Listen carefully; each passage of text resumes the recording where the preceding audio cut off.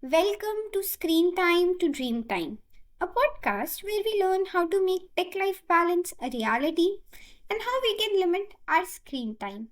I'm your host and host, Bhavika Maheshwari. So, in our previous episode, we discussed about what really is digital detox and how one can survive without their phone. Like, can you survive without your phone? This is actually what we talked about in our previous episode. But today, I think we are diving more deeper into dopamine trap. I think you might have heard this term dopamine. So today we are going to dive deeper into it and see what dopamine really is. Okay, so I just wanted to clarify one thing that I'm a student studying in 10th grade. I'm not a psychologist, I'm not a psychiatrist, but I think I did a way too much research about dopamine, what really dopamine is, how does it work, what's the baseline level and all of that.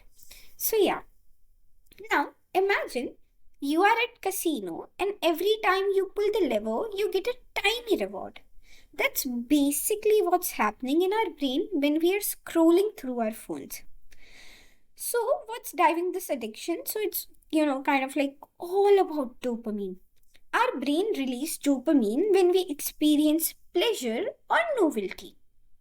And what's more novel than a notification? Am I right? Now, see, you can think of it like this also. Like every time you check your phone, you're activating the dopamine loop.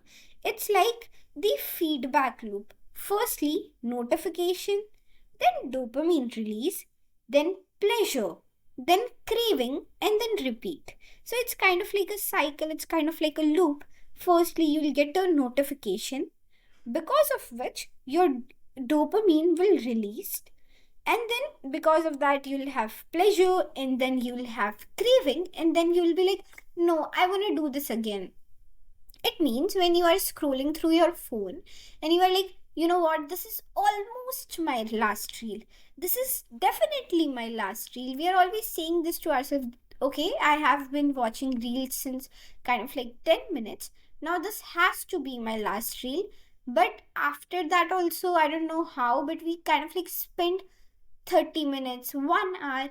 So I think this is something which is kind of like we are going to talk about in our next episode, and it's really very interesting. But see, let's stick to our topic, dopamine. See, here's the thing, our brain adapt quickly and we need more and more dopamine to feel the same rush. You can also think of it like this, that every time you check your phone, you are playing a slot machine. Sometimes you win, like, kind of like a like or comment. Sometimes sometimes you lose. It means nothing new. But that uncertainty keeps you coming back. Now, I guess now let's come to, as we got to know a little about dopamine. But see, if I have to explain you in very simple words or in kind of like a little more scientific terms, so I feel like dopamine is kind of like a neurotransmitter that plays a very crucial role in our motivation, pleasure, and reward system. But what exactly dopamine is and how does it work? Okay, so I think I try to make as many as an analogies I can make, because I feel sometimes when there are analogies, when there are examples, we tend to understand that stuff a little more easier and that thing stays in our head for a little more longer. So yeah, that's why I bring a lots of examples. So here it is, that you can imagine your brain as complex city with different neighborhoods, each responsible for various kind of functions. Now dopamine is like the city's reward manager, ensuring that we all feel motivated, play and pleased, and we engage in enjoyable activities. So, as early on, I used this term baseline level of dopamine. So, now let's talk about it. What's really baseline level of dopamine is? You can think of it as the default amount of dopamine circulating in your brain and body at any given time. This is this baseline level kind of like affects your overall mood, motivation, and also energy levels. A healthy baseline level of dopamine is essential for our well being. When our dopamine levels are optimal, we feel motivated, focused, and enthusiastic about life. Now, what really peaks in dopamine? So, like, imagine that you are scrolling through your Instagram feed and you see a post that really makes you feel good. So that's dopamine hit. That feeling good valley feeling, that feeling when you are really feeling good. So that's what dopamine hit is. And these peaks in dopamine can come from various activities. It's not like that you only and always get dopamine hit by just watching phone, by using technology. No, you can get this dopamine can come from various activities like eating chocolate. I think this increases your dopamine by 1.5 times, although this only stays for few seconds, few minutes. You can also test it out, like you can take a chocolate and you can eat that chocolate, and you'll have that dopamine hit which is 1.5 times. It increases your dopamine by 1.5 times, but after few minutes, after few seconds, everything is just gone. Smoking nicotine, this increases your dopamine by 2.5 times. Exercising can also, increase your dopamine by 2 times, but only if you enjoy exercising. Listening to music can increase your dopamine by 1.5 times, and laughing increases your dopamine by 1.2 times. So these dopamine hits can be intense, but we need to remember that they are always short lived. The key is to find healthy ways to stimulate dopamine release. Now, why does dopamine drop after a peak? Here's the thing. When you experience a peak in dopamine, your baseline level actually drop afterward. It's like your brain saying, okay, you have had enough. You have had your fun. Now it's time to come back down to earth. This drop in dopamine can lead to a phenomena called hedonic treadmill. You might feel like you need to constantly seek out new sources of pleasure to feel good, but ultimately you'll just end up back where you started. Now, the role of dopamine in motivation. So, as we all know, that dopamine definitely plays a crucial role in motivation. When we are motivated, we are more likely to take action towards our goal, and dopamine release is closely tied to our motivation levels. Think of dopamine as motivation module. When dopamine is released, it stimulates our brain's reward system, making us feel more motivated and engaged. Now, what's the impact of dopamine on pleasure and reward? Okay, so when we engage in activities that stimulate dopamine release, we feel a sense of pleasure and satisfaction. This is why dopamine is often referred to as the pleasure molecule. See, dopamine release is closely tied to our brain's reward system, which makes us feel more pleased and satisfied. Now, neuromodulators like norepinephrine and epinephrine. See, dopamine doesn't work alone. It has some friends in the nervous system like norepinephrine and epinephrine, which is also known as adrenaline. These neuromodulators play a crucial role regulating our energy, motivation, and focus. Think of norepinephrine as the brain's get ready signal. It helps us prepare for action, increasing our heart rate and blood pressure. Epinephrine, on the other hand, it's kind of like the brain's go signal. It gives us energy and motivation to take action. So there is a little difference between norepinephrine and epinephrine. Now let's talk about a very fascinating topic, cold exposure. This is something which Mr. Andrew Huberman also spoke in his one of the podcasts, which is that taking cold showers or ice bath can actually increase your dopamine levels as well as neuroperipherin and epinephrine. It's like a natural energy boost. Cold exposure works by stimulating the release of certain neurotransmitters, including dopamine, norepinephrine, and epinephrine. This can kind of like lead to increased dopamine, motivation, and focus.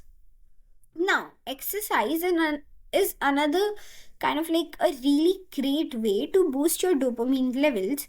When we exercise, our brain releases dopamine, which can help us to improve our mood and motivation.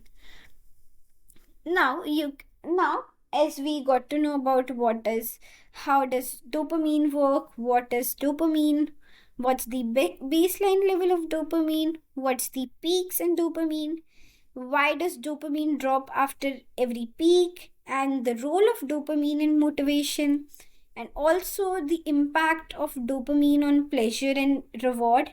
And most importantly, we got to know about the neuromodulators, which are neuroperipherin and epinephrine, also about cold exposure and dopamine. I guess just in less amount of time, we got to know about way too much. Now let's come back to our segment number 2, which is designing addiction.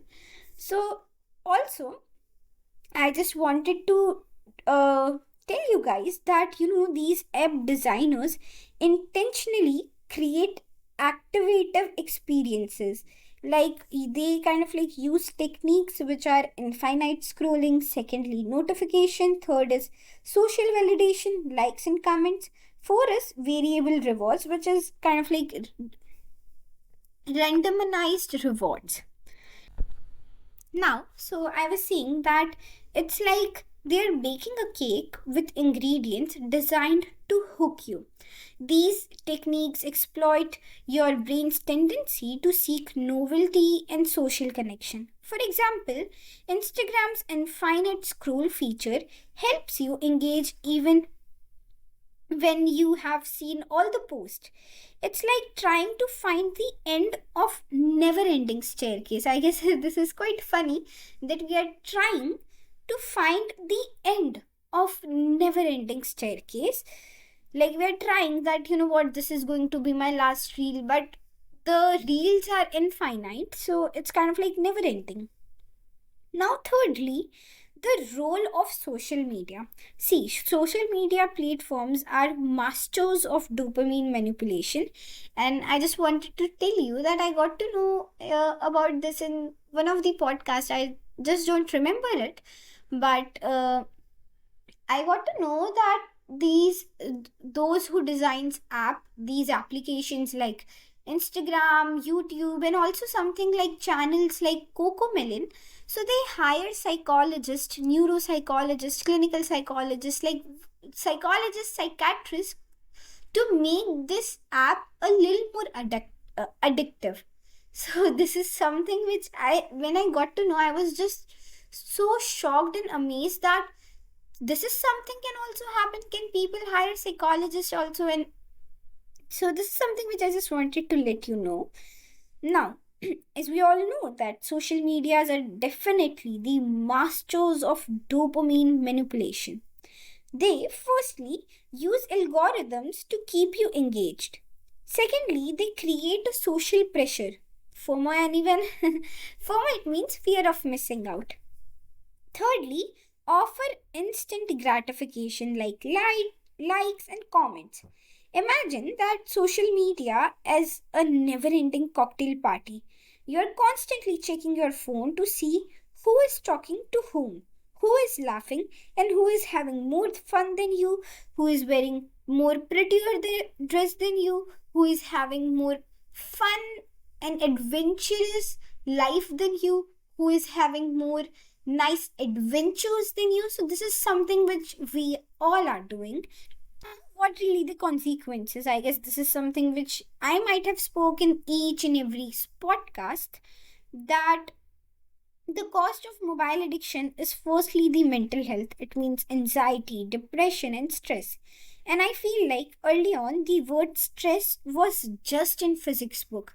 But now if you go out and approach to even a 15-year-old boy or girl, they'll be like, you know what, I am really very stressed. Even if you go and approach to 16, 17-year-old boy or girl, they're like, you know what, I'm just done with my life. I am way too much tired. I have way too much stress. So early on, the word stress was just in physics book, but somewhere around, we all are really very stressed at a very young age. Secondly, relationships. Neglected loved ones decreased empathy. So we usually neglect our loved ones, which kind of like leading us to decrease our empathy. Thirdly is productivity. So due to way too much mobile addiction, our focus is decreased and we have lost time. So it's like trying to fill a bucket with holes. Just imagine there is a bucket with full of holes and you are trying to pour water. Your intentions is to fill that bucket with water, and I don't think you would ever succeed in this because there are holes in it. So we are constantly seeking validation, which is never ending or which is never enough.